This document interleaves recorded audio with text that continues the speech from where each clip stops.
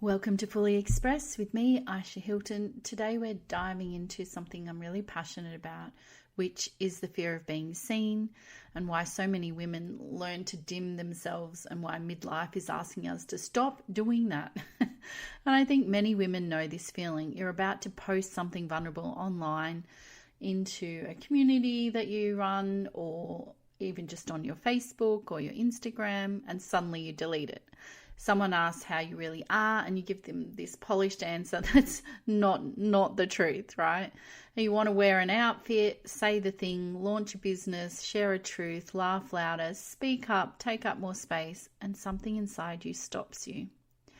There might be this almost imperceivable voice that whispers inside your head that says, don't do it, it's not safe.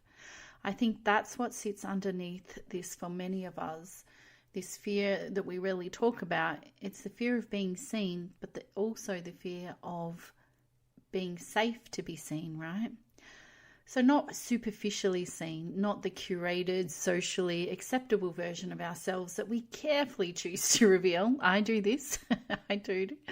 And I mean truly seen for who we really are, the messy bits, the contradictory bits. I am definitely a study in contradictions and the tenderness and the longing and the joy and the intensity. The parts of ourselves we fear might be too much, too emotional, too needy, too ambitious, too sensitive, too alive. I think many women carry this fear more deeply than we realize, right? And because many of us learned how to edit ourselves, and we started this very young, right? As women, we often learn very early what's acceptable, what parts of ourselves should be toned down, hidden, or quietly tucked away and not brought out too often, right? So many of us were told we were too emotional, too loud, too sensitive, too dramatic, too much. And maybe we were those exuberant little girls who laugh loudly, ask those big questions that many adults hate, loved deeply and felt all the things. Maybe we were joyful and sensitive and big-hearted and wildly expressive, right? And maybe the adults around us did not know quite how to deal with all of that. And perhaps they wanted us to fit a mold, to be easier and quieter, more agreeable, less intense. Maybe we learned to lower our voice, to stop crying so much, to stop asking for too much or asking too many questions, and to stop being dramatic and just to become easier to love in general. So we learned to edit ourselves, to tuck away the parts that felt inconvenient, uncomfortable, or too alive. I don't think this was a conscious thing, just a gradual thing that we did over time until it became normal. And we bent ourselves into versions that felt safer. And this was true for me. In my family, I've always been the emotional one, the one who cries easily, the one who feels deeply. And even now, I can still feel that subtle sense of being too emotional sometimes and too sensitive, too affected. And the truth is, I do cry easily, and I'm not ashamed of it. I cry at movies. I cry when I'm hurting. I cry when other people are hurting. And I even cry when something beautiful moves me and when life cracks me open. And for a long time, I judged that part of myself. I mean, I've even cried at the supermarket with my sunglasses on and told people way too much at the checkout. And, I've judged that part of myself and thought I should be less emotional, more contained, more composed, holding it all in. But as I get older, I'm beginning to wonder if it's this thing that I once judged so harshly, it might actually be the one thing that's a true gift for me, because I can hold emotional space for other people who are crying. I have men in swimming pools in Bali cry all over me who I've just met about something that's painful for them. And, I've endured a lot in my life, and I think that, these experiences could have hardened me, closed my heart off, could have taken me out, to be honest. And yet here I am still standing. And yes, I have listened to I'm Still Standing by Elton John a lot in the shower over the years. And I'm still loving and I'm still smiling and I'm still alive. And I think it's because I did allow those tears to come out, and they've helped me survive. So perhaps those parts of ourselves where we were taught were too much are sometimes the very things that have carried us through and are gifts to other people, right? I'm someone who's full of joy, who can light up a room, which sounds arrogant, but when I'm in my element, I'm shining. And I know many of you feel that too, And you might be like me, someone who loves connection, depth, laughter, and possibility.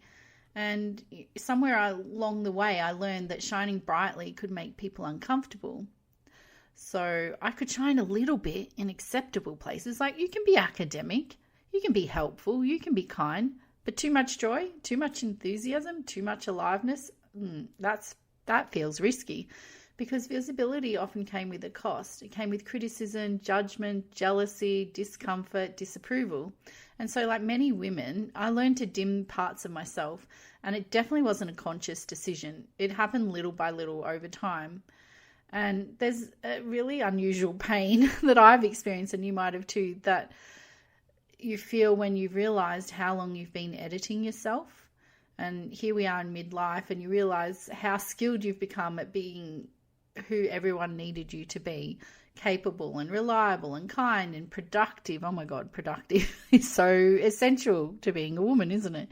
And being put together and pleasing. And somewhere in the middle of all of that, you can lose touch with that aliveness that you have inside of you, and it just becomes sort of automated.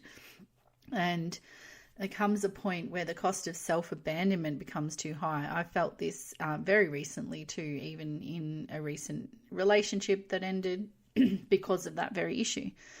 So all of this I can feel in my nervous system, in my health, in my relationships, in the ache of knowing there's so much more of me here that I want to share, and that what I've fully allowed myself to inhabit and to express.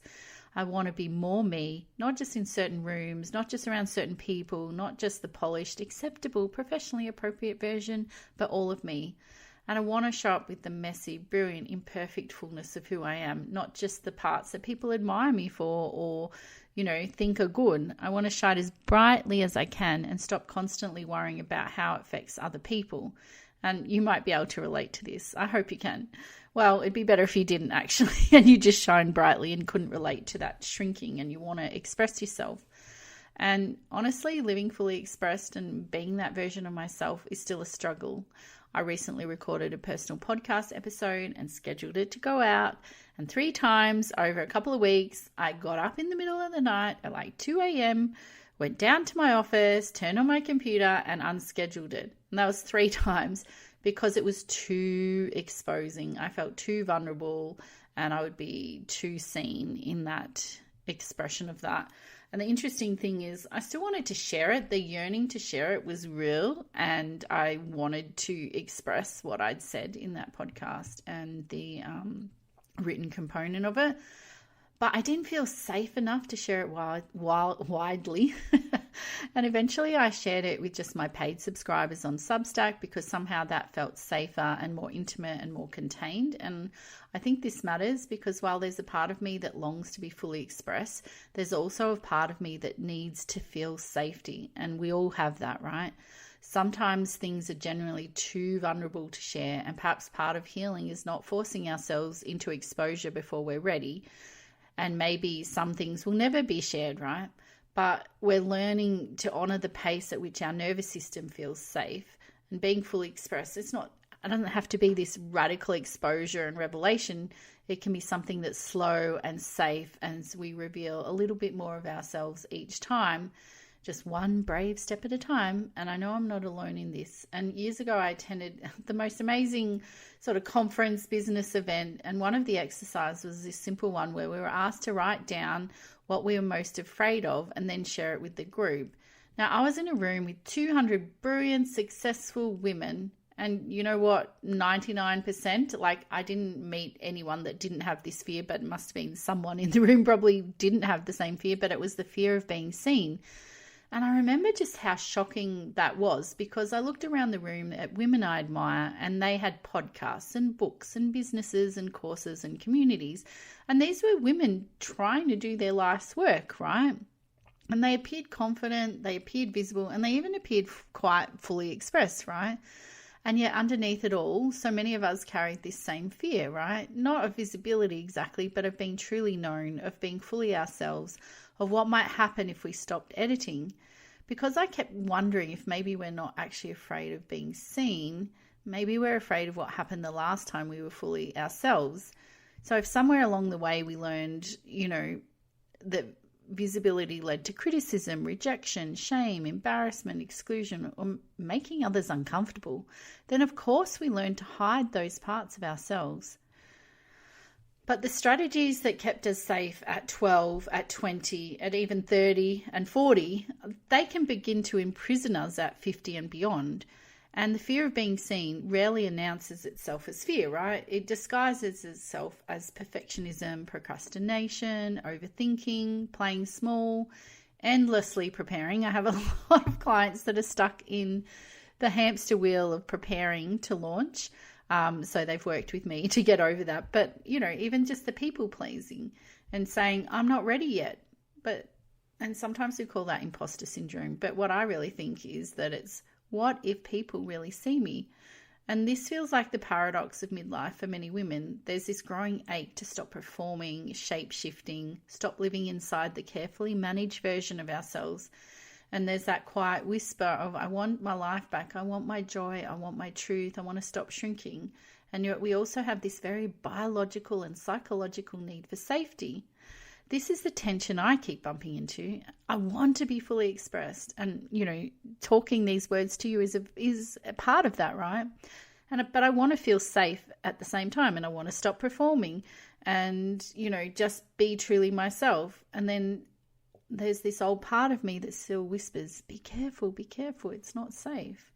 And, the truth is, the more visible we become, the more vulnerable we feel. And the more honest we are, the more exposed we are, to be honest. We're revealing stuff that people could stick a finger into that wound and twist and hurt us, right?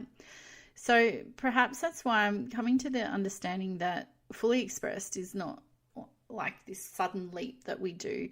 Maybe it's this slow becoming. I call it like a gentle titration, learning little by little that it's safe to be more ourselves, and our nervous system catches up with that. And maybe, this living fully expressed happens more slowly than we imagine. And it's not some dramatic moment where we suddenly stop caring what anyone thinks, even though I see that on Facebook and Instagram where these women go, I don't care. I'm not shaving my armpits or my legs and blah, blah, blah. And good on them. I'm not that way inclined. I still take care of my body hair. But it's like, how we're not going to become more boldly ourselves overnight because it's just not safe, right? So we're going to do it through smaller acts of courage, saying the thing we'd normally swallow, just say it, sharing a little more truth than feels entirely comfortable. So we're just stretching out that comfort zone, wearing the outfit that someone who has no taste is going to say, oh, wow, you're wearing that. Yep, we're wearing that. We're looking sassy. We're looking sexy. I don't care. Taking a risk, letting ourselves be misunderstood without immediately rushing to explain who we are or soften our edges. I really struggle with not, coming to defend myself. So I get that one. So just taking a breather. I'm also beginning to wonder if healing has less to do with becoming someone new in midlife and more to do with slowly returning to those parts of ourselves that we have learned to leave behind and to squash. The parts that were called too emotional, too sensitive, too intense, too joyful, too much. Because perhaps those parts were never the problem. Let's be honest. Perhaps they were the medicine, the tenderness that allowed us to love deeply, the sensitivity that helped us notice what others missed, the tears that carried grief out of the body and somehow helped us survive things that should have broken us. I can really relate to that, right? And the joy that still insists on finding beauty after everything, There's something heartbreaking, about realizing how long we've been doing this to ourselves, editing ourselves, and how much energy has gone into becoming easier to understand, easier to approve of, and easier not to judge. But then one day in midlife, we realize we miss ourselves, the woman who laughed loudly, the woman who felt deeply, the woman who dreamed up big dreams before practicality and disappointment taught her to be careful, and the women who did not yet believe she had to shrink to belong. And I say woman, but it's often happens so early in life that it's, the young girl inside of us. So maybe this season of life, midlife, is not asking us to reinvent ourselves at all. Maybe it's asking something I think is far braver, to stop abandoning ourselves, to trust that we can be more honest, more alive, more visible, while still honouring our need for safety. to slowly learn that the world might not end if we take up a little bit more space. Let's take up as much space as we need. And perhaps after years of trying to become someone easier to love, the real invitation is it's not too late to stop abandoning ourselves and to honor the parts of us we were taught to leave behind. I hope you love listening to this. This is really important to me to share this, because I don't want to live my life not fully expressed, and I don't want to live it, squashing those parts of myself that might make other people uncomfortable. I want to be brave and I want to be courageous, and I'd love you to join me in this experiment of living more fully expressed. Lots of love. Take care. Bye.